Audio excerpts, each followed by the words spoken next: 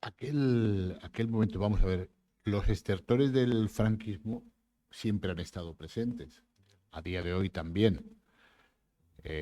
Cuando yo era un chaval de vuestra edad, se llamaba Fuerza Nueva, el grupo, y estaban relacionados con la Internacional Fascista Europea, principalmente con Italia, un tipo que se llamaba Giorgio Almirante, que era pues de la familia de Meloni, de la presidenta actual de Italia, ¿no?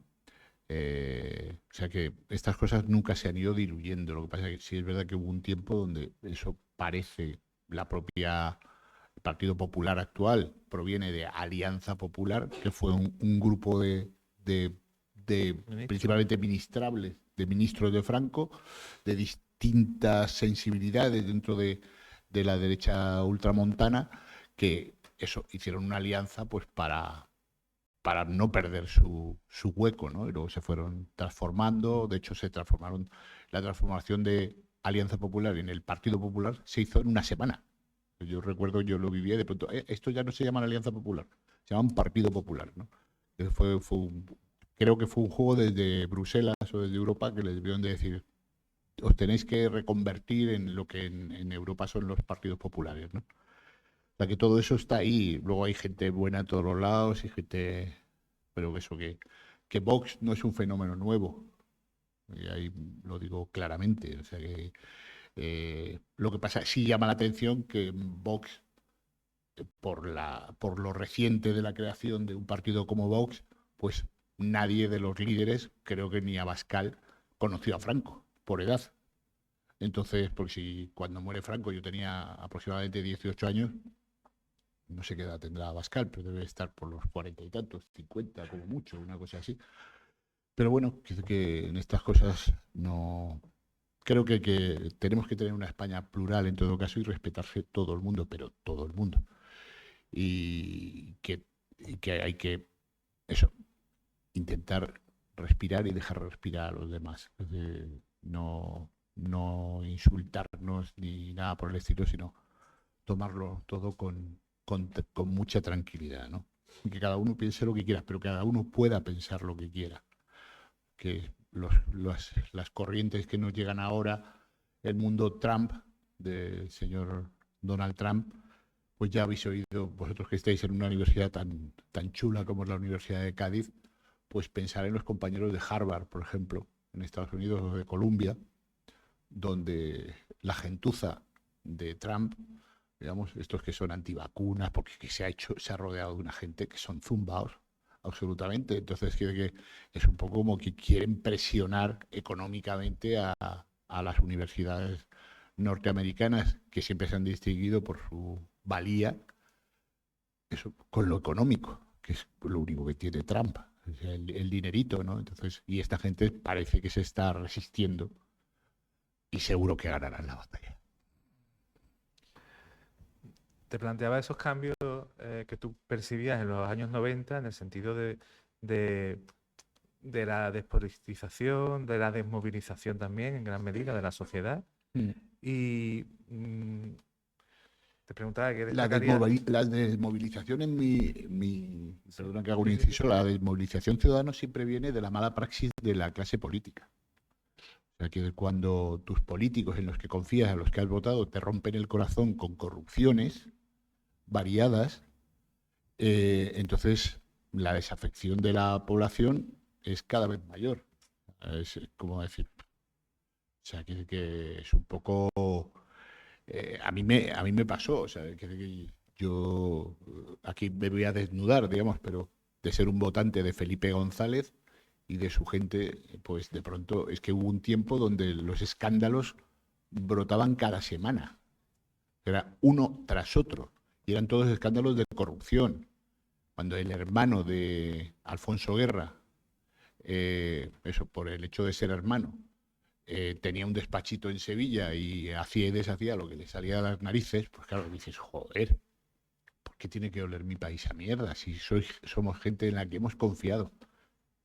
Entonces, estoy vertiendo opiniones absolutamente personales, pero donde te duele que los tuyos, a la gente en la que has puesto una cierta confianza, te desilusionen de esa manera. Entonces la desafección es brutal, ¿no? Entonces hay que intentar tener gente prudente, moderada y honrada.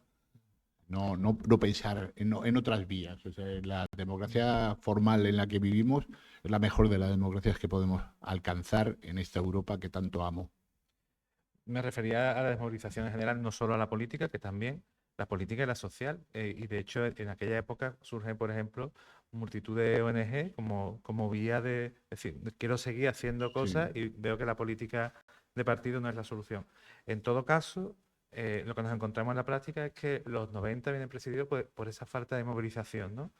Y luego entramos en el siglo XXI, que es donde quería llegar, y desde el 11S de 2001 hasta el 15M se va reproduciendo una situación en la que vemos que claramente el clima y la geoestrategia o la política internacional cambia radicalmente y entramos sin quererlo, sin comerlo ni beberlo, en una guerra como aliados de Estados Unidos y de repente estamos en una fase de polarización, no, de movilización.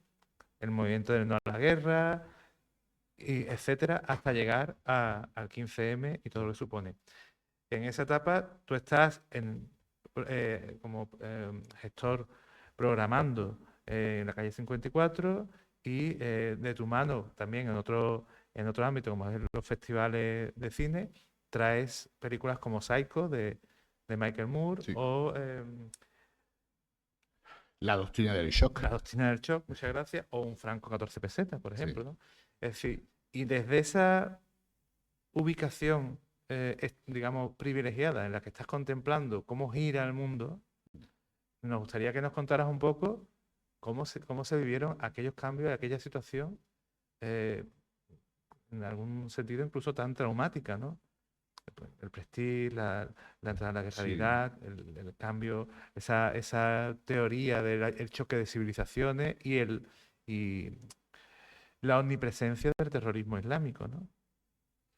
Claro, es verdad, el 11S nos, nos lo cambia todo. Yo creo que es mejor que vayan haciendo preguntas, ¿no? Sí, sí. No, pero es verdad que el asunto de las Torres Gemelas, pues eso es aquello de ¿dónde te pilló? ¿Qué estabas haciendo? Además, mi única hermana vive en Los Ángeles. Eh, entonces te preocupa que esto, que de pronto estás lejos, ella es periodista, entonces son esas cosas de, oye, eh, yo de política internacional mejor no tengo opinión, que es que puedo tener mis opiniones personales, ¿no? Pero que los personajes que gobernaban por aquel entonces, estamos hablando de Bush, eh, el imperio, Estados Unidos, pues eran, sí, para mí, digamos, eran el mal. Cuando llega gente como Donald Trump, esos te parecen como ovejitas, como pastorcillos, al lado de un chalao como Trump. Siempre vendrá alguien que bueno te hará.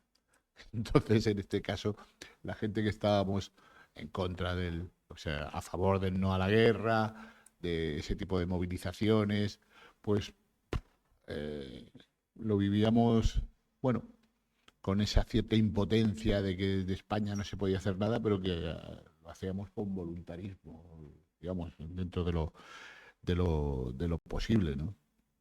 Que ahí tampoco puedo decir mucho más. Lo vivías, ibas a algunas manifestaciones. Yo he de decir que como en mi etapa de estudiante en Euskadi fui a tantas manifestaciones, que era casi manifestación por día, era un momento muy álgido.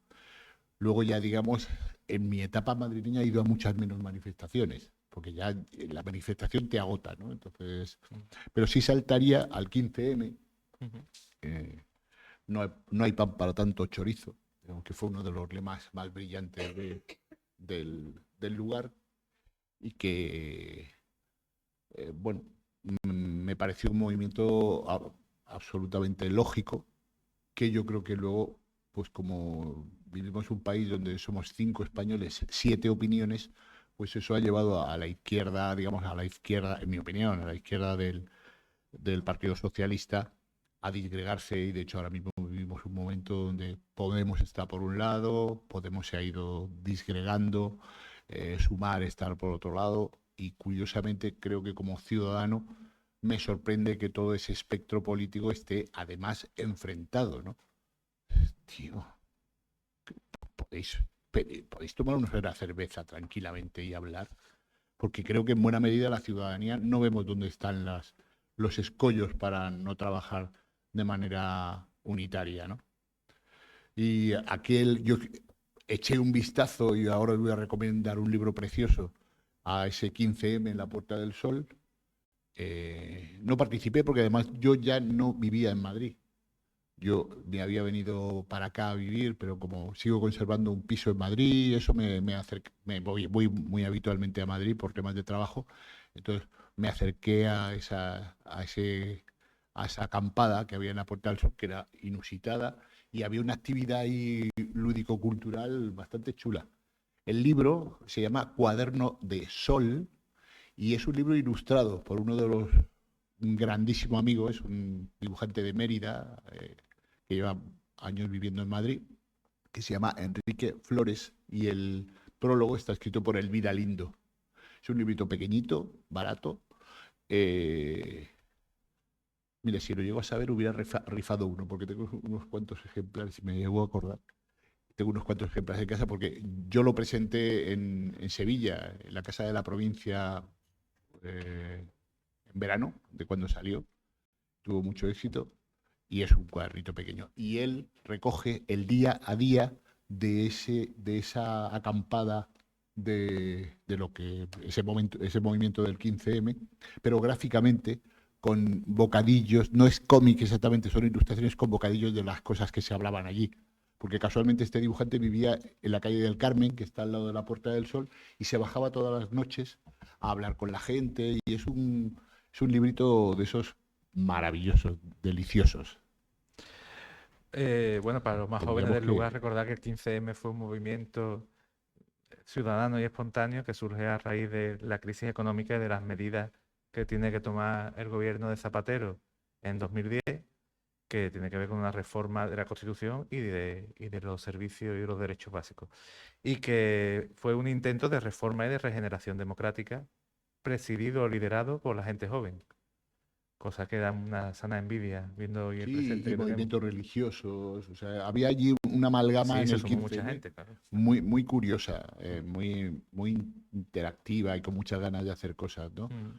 Y luego supongo que como todos los puestecillos se los quedan los peores. O sea, cuando eso se va reconvirtiendo en actividad política de partido, pues bueno, hay gente, yo no tengo por qué tener, Mm. porque tampoco les conozco, no conozco en el trato ni a Pablo Iglesias, ni a Íñigo Errejón, ni a la gente que encabezaron ese mundillo. Mm. Luego algunos escándalos que han surgido por ahí nos han dejado a todos con el corazón helado, ¿no? Sí, No lo me que lo pasa puedo es que no creer. se puede juntar muchas veces el movimiento social con los individuos Claro, individualmente con sus propios intereses y egos. Pero si te parece, como tú mismo pedías, ¿por qué no pasamos ya al turno de preguntas? no van a preguntar nada. Me ¿A que no soy pasas, capaz de me preguntar? pasas el micro. Es que, Venga, venga, vamos a participar. hasta me pongo de pie.